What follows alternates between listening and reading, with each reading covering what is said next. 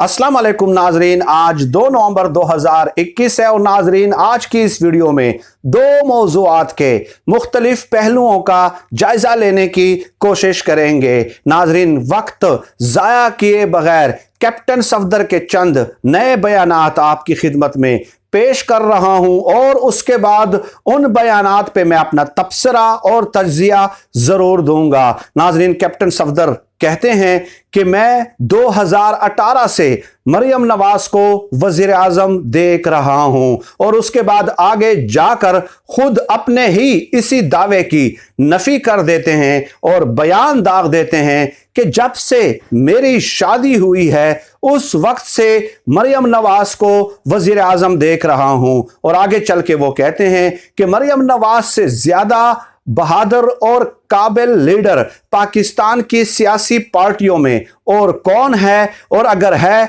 तो आप ही मुझे बता दें। और आगे जाके वो कहते हैं कि मरियम नवाज मर्दों से ज्यादा बहादुर हैं, मर्दों से ज्यादा कुव्वते इरादी की मालिक हैं, मर्दों से ज्यादा आइन और कानून की बालादस्ती की जंग लड़ रही हैं। और आगे जाके उन्होंने इंतहाई मुहैयरुल अकूल दावा कर दिया और वो ये कि मरियम नवाज ने अपनी सियासी जद्दोजहद के जरिए फातिमा जिन्ना की याद ताज़ा करा दी है। और इससे आगे नाजरीन जो वीडियो का आज की मेरी इस वीडियो का मौजू है, उन्होंने कहा कि हम वलियों की औलाद हैं, हम रूहानियत पे अमल करने वाले और रूहानियत पे यकीन रखने वाले लोग हैं। हमारी रूहानियत ये कहती है कि मरियम नवाज जो हैं वो अगली वजीर आजम होंगी। फिर एक साफी ने सवाल भी पूछा कि रूहानियत की बात तो मरियम नवाज ने या आप लोगों की तरफ से इमरान खान साहब के साथ मंसूब की जाती है, लेकिन अब आप जो हैं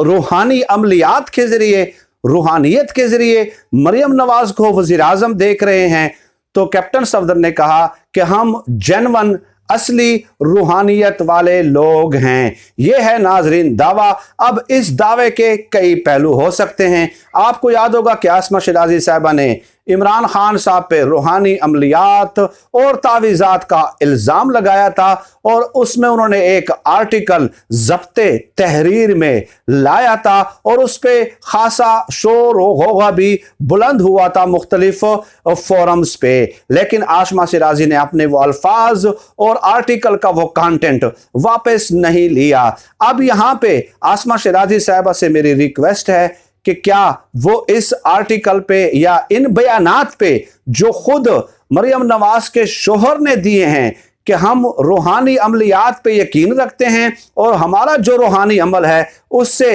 ये जाहिर होता है कि मरियम नवाज अगली वजीर आजम होंगी, तो क्या आसमा शिराजी साहबा इस पे भी कोई आर्टिकल लिखेंगी या नहीं लिखेंगी, या सारा जो तोपों का रुख है इन लोगों ने हमेशा इमरान खान साहब की तरफ ही मोड़ना है। और दूसरा पहलू नाजरीन इसका यह है कि मरियम नवाज ने चूंकि ये इल्ज़ाम प्रेस कॉन्फ्रेंस में, आपको याद होगा कि जब इस्लामाबाद हाई कोर्ट में उनकी पेशी थी तो उस वक्त प्रेस कॉन्फ्रेंस में उन्होंने ये इल्ज़ाम लगाया था कि इमरान खान साहब आला ओहदों पे जो तकर्रुरियां हैं वो रूहानी अमलियात या तावीज़ात के जरिए करते हैं। तो यहाँ पे कैप्टन सफदर ने खुद उनके इल्ज़ाम को गलत साबित कर दिया है, खुद मरियम नवाज के लगाए गए इल्ज़ाम को गलत साबित कर दिया है और ये साबित कर दिया है कि रूहानी अमलियात पे इमरान खान साहब नहीं बल्कि आप लोग यकीन रखते हैं और रूहानी अमलियात के जरिए ही आप अगली वजीर आजम बनेंगी। तो इन बयानात के पेश करने का मकसद सिर्फ और सिर्फ इतना है कि कितना हमारा डबल स्टैंडर्ड है,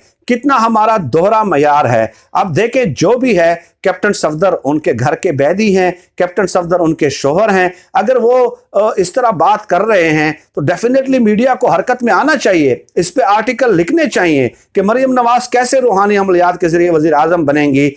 चाहे जिस अंदाज में भी, जिस पैराए में भी उन्होंने बात की है। लेकिन यही बात अगर तहरीक इंसाफ का कोई रहनुमा कर लेता तो यकीन कर लें कि सोशल मीडिया पे एक ट्रेंड चल जाना था, टॉप ट्रेंड चल जाना था और 6, 7, 8 दिनों तक वही ट्रेंड जो है आपको सोशल मीडिया पे नजर आना था। मेरा हमेशा से ये मौकफ है कि तनकीद चाहे हुक्मरान हो चाहे अपोजिशन की जमातें हों, जहां जहां जिनकी खामियां आपको नजर आती हैं उन पे तनकीद करनी चाहिए। चुनांचे इस हवाले से कल मैंने 2 वीडियोस भी अपलोड की और इमरान खान साहब की हुकूमत के जहां पे खामियां थी उस पे शदीद तनकीद की, मैंने उस हवाले से कमेंट्स भी पढ़े। लेकिन मेरा उसूल है भाई कि उसूलों के दायरे में आप तनकीद करें जहां जहां भी आपको कहीं खामियां नजर आती हैं और जिसकी भी नजर आती हैं। लेकिन यहां पे उनका शोहर खुलेआम जो है वो तस्लीम कर रहा है, लेकिन उस पर ना कोई आर्टिकल लिखने वाला है, ना कोई प्रोग्राम करने वाला है, ना कोई ट्वीट करने वाला है, ना कोई फेसबुक पे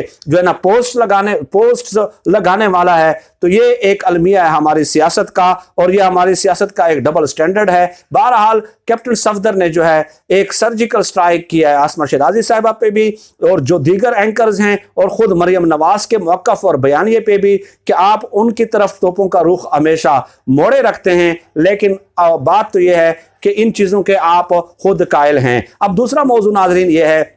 कि तहरीक लब्बैक और हुकूमत के दरमियान जो माहिदा हुआ है, स्टेयरिंग कमेटी इस हवाले से बनाई गई थी, अली मोहम्मद खान साहब उसकी सरबराही कर रहे हैं, तो उस पर पेशरफ्त अब वाज़े तौर पे नजर आना शुरू हो गई है। 2355 कारकुनान गिरफ्तार किए गए थे तहरीक लब्बैक के, उसमें से 1000 आज छोड़ दिए जाएंगे और बाकी 1355 जो हैं वो बाद 2-3 दिनों में रिहा कर दिए जाएंगे। इसके अलावा तहरीक लब्बैक को जो कलअदम जुमात करार दिया गया था और साद रिजवी को कलअदम शख्स करार दिया गया था, तो उस हवाले से स्टीयरिंग कमेटी ने हिदायत जारी की हैं कि आपके वकला वजारत दाखिला में एक दरख्वास्त जमा कराएं। तो वो वजारत दाखिला ने जो आपको कलअदम करार देने का नोटिफिकेशन जारी किया था वो आपकी दरख्वास्त के बाद वापस ले लेगी। और इसके अलावा 4th शेड्यूल के हवाले से भी मामला आने वाले दिनों में तय हो जाएंगे, क्योंकि तहरीक लब्बैक का मौक़िफ़ है कि वो 2000 हमारे अफराद का नाम जो है 4th शेड्यूल में डाला गया है, जबकि हुकूमत का मौक़िफ़ है कि 500 लोगों का नाम 4th शेड्यूल में डाला गया है। तो अच्छी बात यह है कि इस स्टीयरिंग कमेटी में उनके लोगों को भी बुलाया जाता है और उनसे कहा जाता है कि आप लिस्टें प्रोवाइड करें कि आपके कितने लोग गिरफ्तार हैं, कितने लोगों के नाम 4th शेड्यूल में हैं, ताकि हम बैठ के इस मसले का कानूनी और लीगल प्रोसीजर के जरिए हल निकाल सकें। तो ये एक अच्छी पेशरफ्त है, बहुत ही अच्छी पेशरफ्त है। लेकिन इस पूरे एपिसोड में जो मुझे एतराज़ है वो तहरीक लब्बैक का जो रवैया है कि हमारे लीडरों को रिहा कर दिया जाए, और उन्होंने जो तासुर दिया था अवाम को वो ये कि फ्रांसीसी सफ़ीर की